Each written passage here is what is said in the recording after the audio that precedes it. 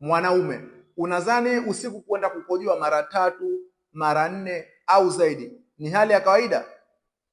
No, hiyo sio hali ya kawaida. Hiyo ni ishara ya kwamba tezi dume yako tayari imeshaanza kuvimba. Yaani wewe unakwenda kupatwa na ugonjwa wa kuvimba kwa tezi dume.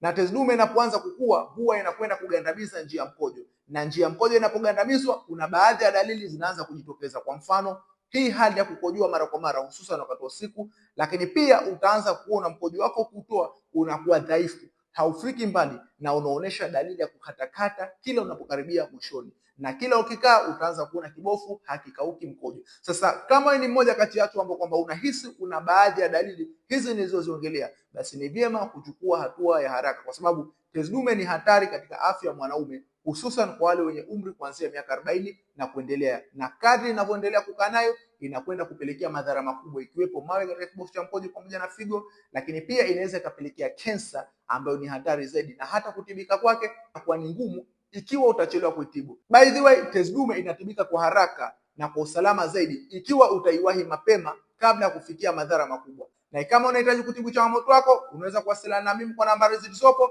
ili niweze kupatia mwongozo wa hatua kwa hatua ambao utakusaidia kuweza kuondokana na changamoto yako. Ondoa chanzo, kutibu tatizo lako.